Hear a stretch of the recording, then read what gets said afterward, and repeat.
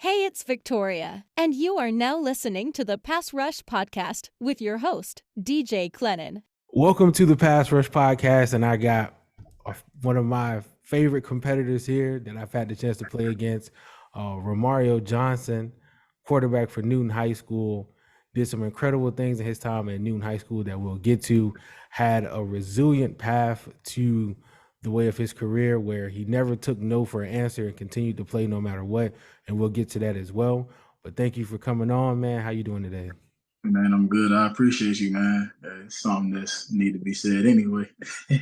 Oh yeah, for sure, for sure. Like a lot of people don't even know the Yeah, things that you've done in high school all the way up to college and just how your career went. But we'll go ahead and get that all exposed out there and let people know how your road was. So the first thing I want to talk about is just like your upbringing.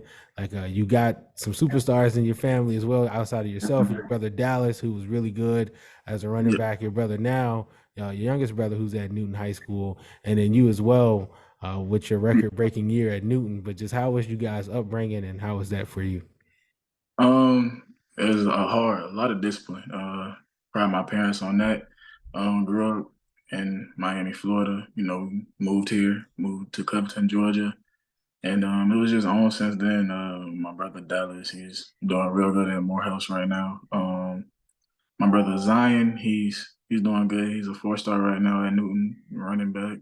And just proud that off to my parents, just with a lot of discipline and never letting us give up on ourselves.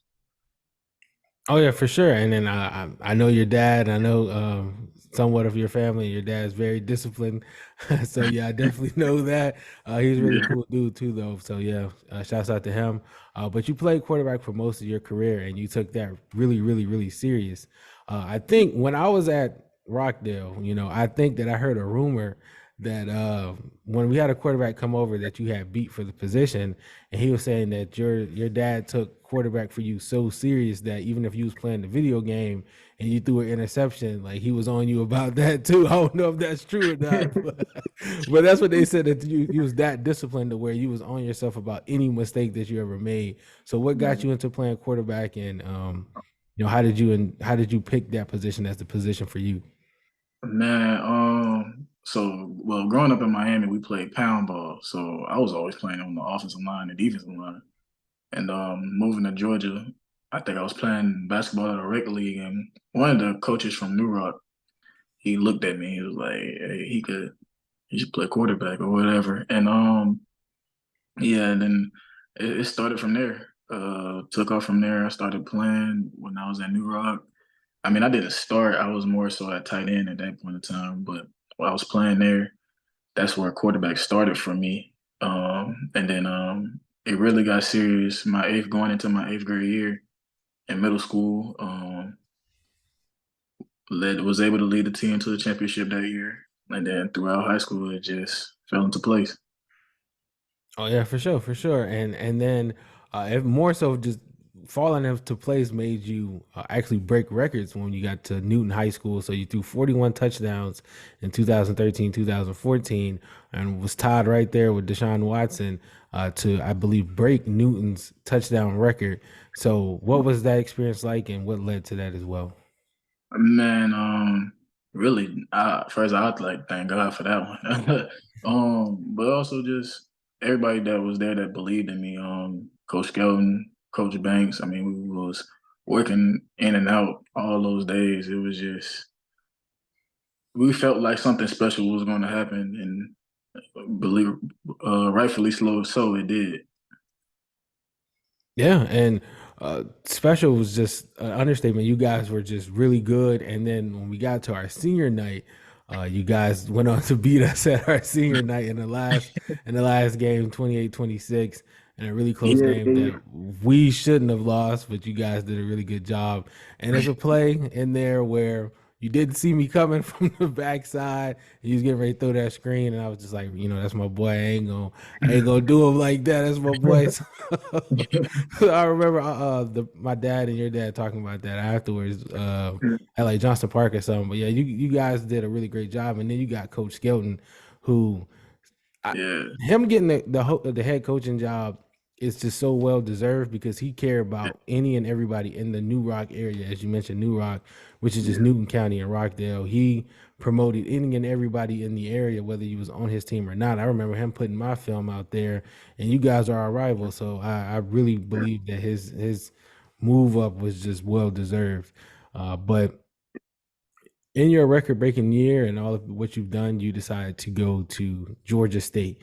Now, other guys that I've interviewed who was in Georgia, they decided to go elsewhere, but you decided to stay in. So, what did Georgia State do for you to make you decide to commit there? Well, technically, I ain't go to Georgia State first. I ain't go to Georgia State first. Well, what happened was I was committed to Air Force with a couple of your boys from Rockdale. Actually, I was committed. They was already there, but I was committed to Air Force. Um, I was told that my SAT score wasn't high enough to get into there, but it was high enough to get anywhere else. So I was on the verge of either going to Southern University and also a junior college, and then I chose the junior college. Chose junior college, and I went to Eastern Arizona. So I played there first, and then and at Eastern Arizona. The reason for me leaving Eastern Arizona is because first it was rumors about the school shutting down, and also they had me playing three different positions, and I just wanted to stick up with one. I was playing DB, receiver, and quarterback at a junior college, so it was just like it was a little overwhelming for me. Um, Ended up going to ASA Miami because that's where I'm originally from. My cousin, he was coaching there, and that's where I stuck it with at DB there at ASA Miami. Ended up going to Georgia State after ASA Miami. Coach Collins had hit me up. He really loved my film, and that's what really made me want to come back home to Georgia. And ASA Miami is definitely just somewhere that's just very, very priding themselves on getting people into school and D1 schools at that. You had Demarcus Van Dyke, I think, who was down there Yep, at one point coaching as well. that's my And cousin.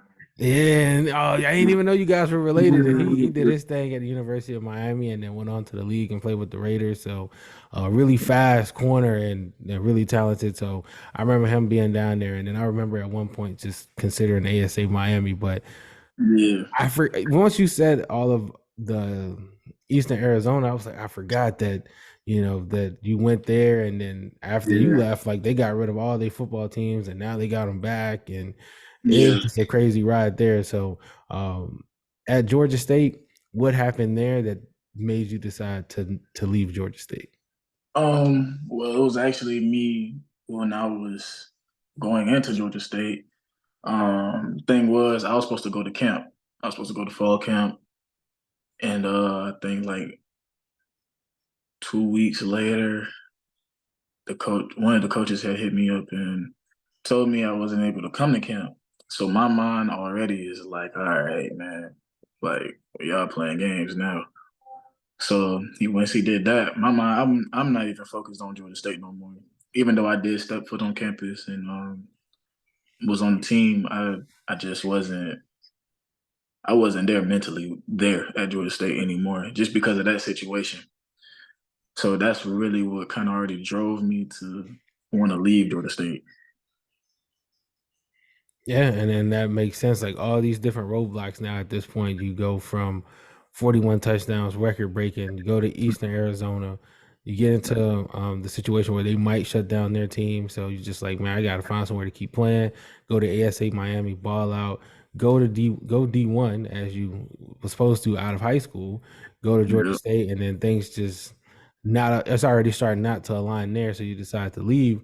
But then when you left, you end up at Wingate. So, like, how did you end up at Wingate, and how was your experience now at Wingate? All right. So how I ended up at Wingate was, I think I was talking to Iowa State, but they wasn't trying to offer me, and I was in the mindset I'm not paying for school, and I'm not putting my parents through that. Nothing but paying the school, and Robbie Wallace, he had hit me up and he asked me what I wanted to do.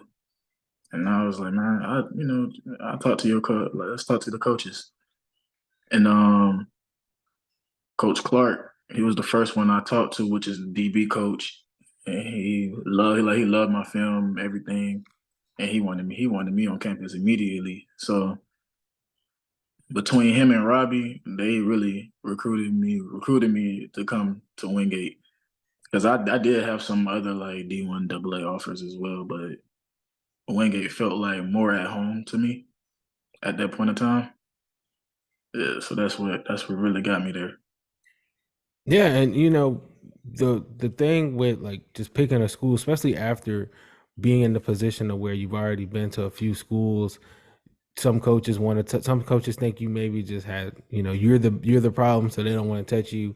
Some of them don't Mhm. really want to hear the story, and then you tell the story and they start to consider it. So it's really a rough way. So that's why I call it, this is a resilient story, because like you didn't take Yeah, no for an answer, to where yeah, all these different situations happen. You go to Wingate and you actually become a top player for Wingate. Like you were one of their featured players, and you played safety and not quarterback. So what yeah. got you into sticking to playing safety instead of quarterback after just, all the record breaking that you had done? What happened was it was really DeMarcus, Coach Van Dyke. He like my family always said, yeah, you should play safety, you should play safety, you should play safety. But because it was either me playing DB at ASA Miami or quarterback. And I think at that time, ASA Miami, they just got a transfer in from Toledo. So of course, off a rip, the Marcus was like, they gonna play him regardless, no matter what you did. And it's just because he came from Toledo. And the Marcus really like he was like, man, nah, you need to play DB. And he said you look like a DB. And then that's when we just started driving home and working out continuously at that. And came home, started working with Coach Skelton. He got me more into him and more fond of with how he is, like the quote unquote DB guru around here. So um and that's what really got me to playing DB at the college level. Yeah, and Skelton, he definitely does pride himself on being the DB guru, with Yeah. guys like you, Tay Tay, Chicago, and his brother.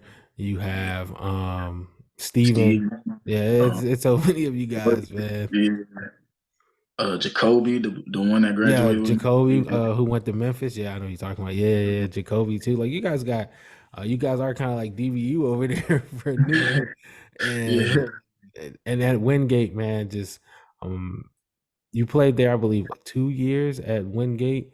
And how do you see them now? I know they're your alumni, but like, how did you enjoy the time with just the school part there as well? Like, Uh, how did they make you feel comfortable as far as like picking the school? what happened was she was like the coaches were they he called me every day. It was like night and day. He called me every day. He wanted me to come on visits. He wanted me to come almost every day. Really.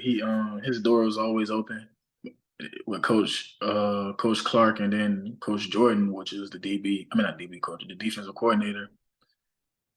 As soon as I came on my official visit, they was already handing me the playbook. um, him and them and Robbie was the main catalyst of me actually getting to Wingate, and then Coach Wright as well, because his brother coaches in the NFL. His brother is the head coach for the Panthers now. He used to coach for the Colts, but having the ties with Coach Clark, Coach Jordan, and Coach Wright, man, it was just I felt like that was just like a best opportunity for me. They was always around, answering the phone whenever I had questions, and like nothing was too little for them. Yeah, and that's what you want too as a player, where you get somewhere and you like, okay, they actually value me for me. Like they want me for who I am. They Yeah, want to get to know me. They want me to feel comfortable. They don't just want to act like they want me here, and then I get here, and then now I'm really just another number. Even though that's kind of like the feel that you get at some schools, and some people, thrive with that. But when you go to some of these other schools and they make you really feel like a family, it makes you really want to be comfortable there.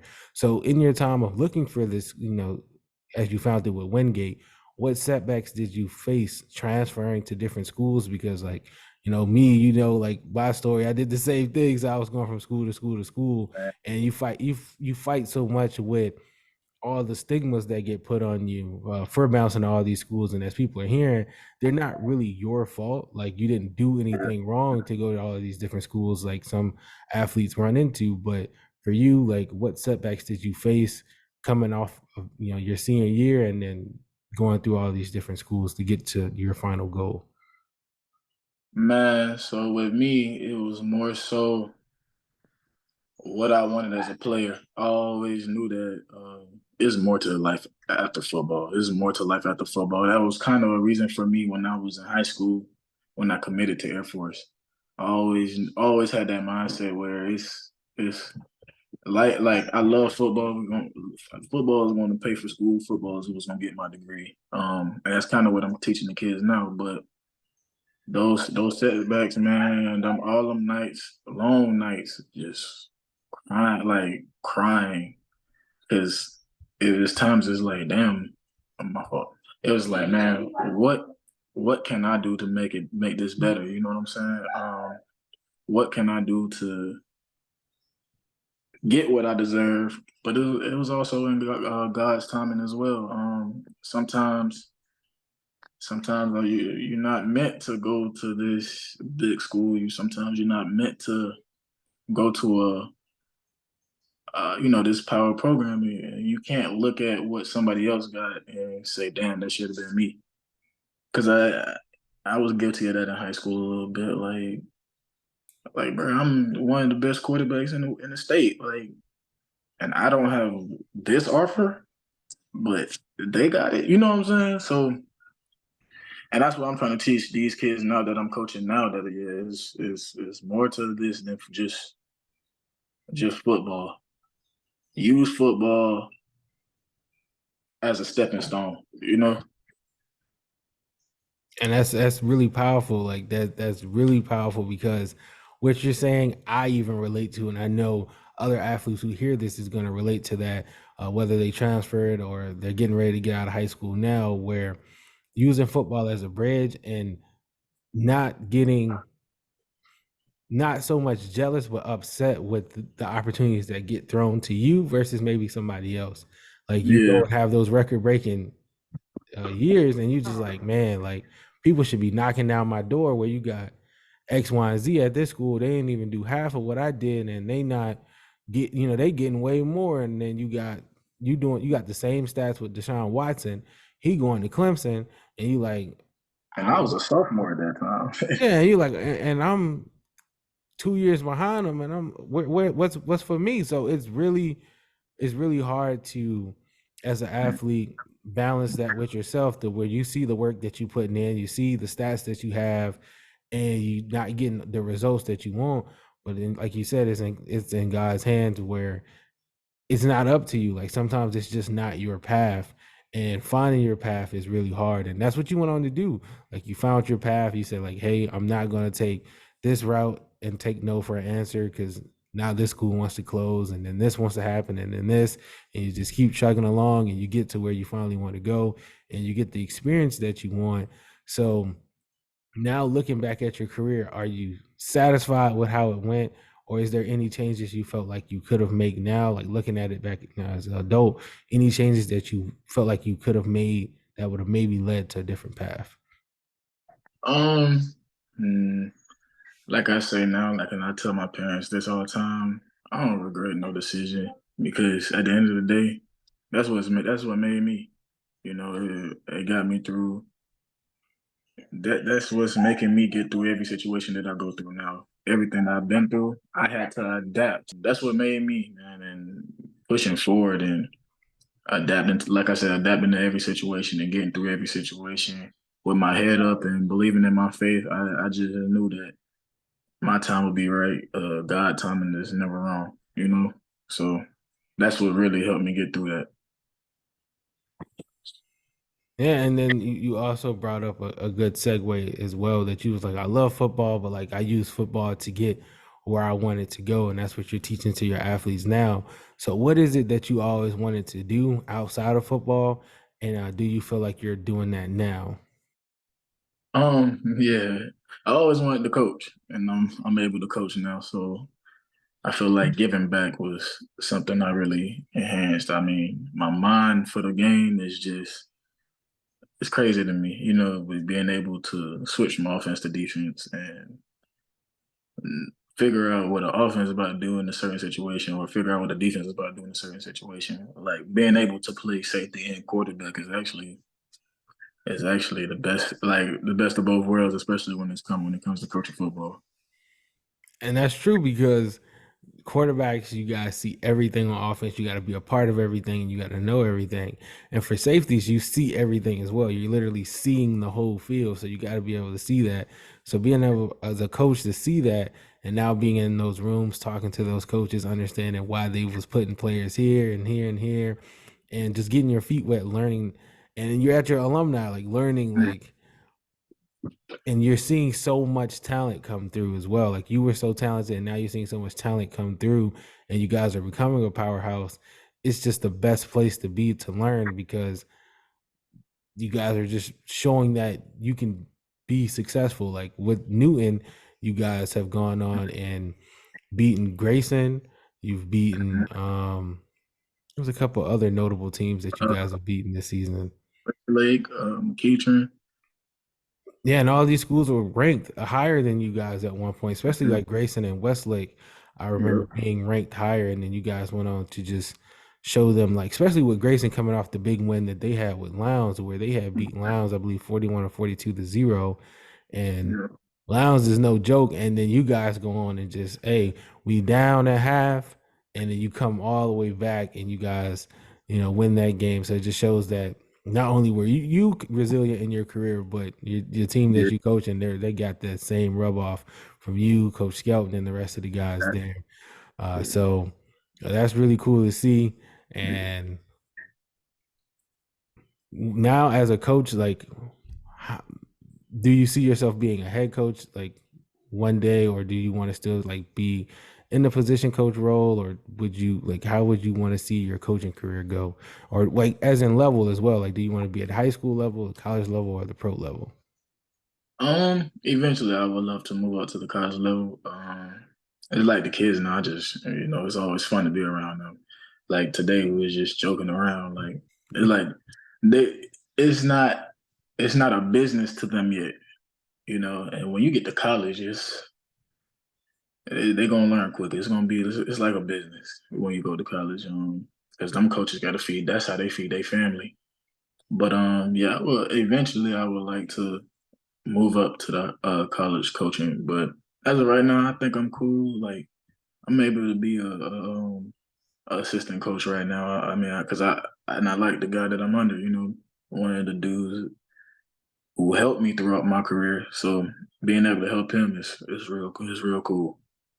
Yeah, it's just full circle, just full. It's a full circle where he helped you guys when he was in that same position that you was in. He was a young coach, just being an assistant, and then he was the only coach from that staff as well that got kept. I think it was maybe him and one other person that got kept when that Yeah. staff that was ahead of Yeah. him came from MLK, which I had been with them because I was at MLK for that 1 year, and then they Oh, come you back were. to Newton. Yeah, I was there with me, Arden, and a couple other people was all there Yeah. that 1 year. So Coach Well, Forston, yeah. who's at Yeah. Alcovey, he used to Yep. take me home every day. So yeah, Oh, I got okay. to, yeah, I got to know Yeah. all of them when it was at MLK because he lived a little bit past my house.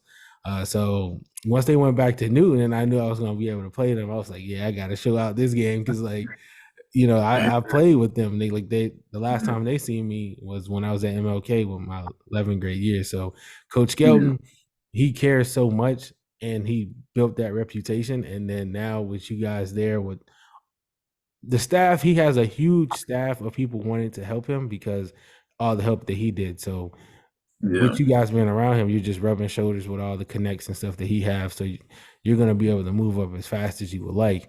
And then you also mentioned something which I think is important, which is they don't see college or football as a business yet, which now in you guys' position, a lot of colleges aren't taking high school players as much as they used to because of the transfer portal.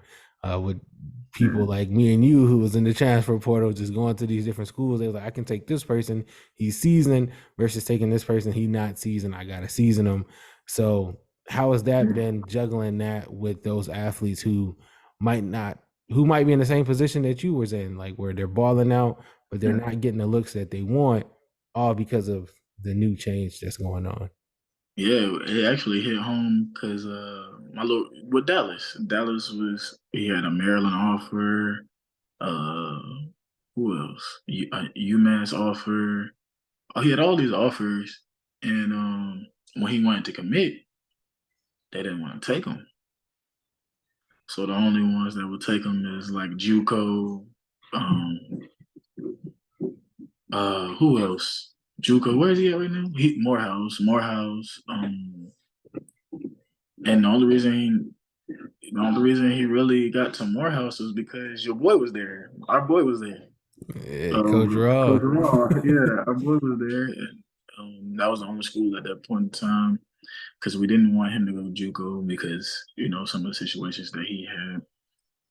So Coach Raw was the one got him over there, and but yeah, it's crazy. It's never heard of, never heard of it, bro. It's got to be fixed. I think it's got to be changed soon because because it's hurting the kids. It's not hurting. It's not hurting these big programs. It's hurting the kids at this point. And that's true. That's really true because, like, even Coach Prime went on to say the same thing where I don't really want to take more than like 5 high school guys, and it wasn't their fault that COVID happened, and everybody gets another extension except for those seniors. They don't get to come back and play, so everything's backed up.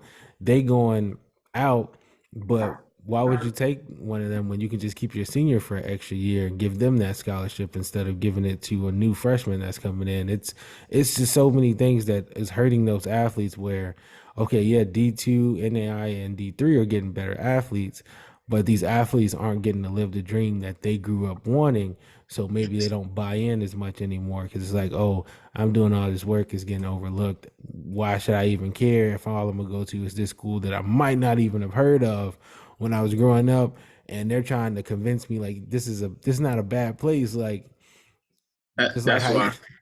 Yeah, I'm sorry, my fault. I mean to cut you off, but that's why I say use football as a stepping stone to get your degree because it's not going to be forever. It's not going to be forever. And that's what yeah. I want. That's what a lot of people to learn now. But yeah, my fault. My fault for cutting you off, Oh bro. no, you all good. Like you're all good, and those athletes get to see like in real time, like from you. Okay, you have visions to go to maybe University of Miami, maybe play at University of Florida, Florida State. Yeah. Going back home playing there, but then you end up at Wingate, which you probably never even heard of Wingate until you ended up there, until the opportunity brought itself there. So you get to see like, okay, even though you went to Wingate and you had Mm-hmm. all these great stats, you still had fun, you still had a great career, you still got your degree, and you still Mm-hmm. get to come back and give back. So they get to see a walking testimony. So Yep. it's not all bad, but we all been 18 before where it's like, I'm not hearing that until you really got to hear that. So, I mean, Yeah. Yeah. it's all good Yeah. for them to learn. Yeah, that's how I think that's how I learned in high school. I learned quick, man. Like football ain't forever. I mean, I always thought that way, but high school I learned quick, especially when I wasn't seeing the offers that I thought I should be getting at that point in time. Also, being only 6 foot at quarterback didn't really help either. But yeah, that's when it started. So that's what I want them to start now too, as well. Just so they know, like school will help you a lot too. Yeah, No yeah, matter where you, well. no matter where you go. And I told the other guys that I interviewed as well that it's it feels like our year was just like a transitional year where you were 6 foot at quarterback, broke all those records, and at that time, coaches are like, I don't know, like maybe if he was 6'3" or 6'4" or whatever, because of people like Deshaun Watson, them who was coming up. But now you got guys like Kyler Murray, you got Russell Wilson, you got Bryce Young, like all these smaller quarterbacks who get in the shine, and they don't take no blink of an eye like on whether they're going to take a small quarterback or not because of now. But like at our time, it was just a transitional year. At our time, it was like kind of recruiting on Twitter, kind of not. It's more so still the traditional way. Now it's full Twitter. Where if we would have had that experience at our time, everybody was using Twitter. Not well, it's called X now, but not too many people use it like they did the year we was coming out. Everybody would have had a different opportunity. So it just the timing, like you said, God's timing, and it just wasn't in the cards for us at the time. And now the athletes today got another hurdle. Like we had that, but now they got something even bigger. So it's always something that they're going to face, but it shapes you to who you are and makes you resilient. Like, we said here, that's your story here, just making you resilient and saying like that prepared you for life where, okay, this opportunity might not be best for me. I'm gonna move to this, and that could be with jobs, that could be life, that could be the school you're coaching at, everything. It always applies, and that's what worked out for you. So, man, it's been a pleasure having you on, and your resilient story. And I can't wait to bring this to life. And thank you for coming on. Hey, man, I appreciate you, man. Up and I shake the room.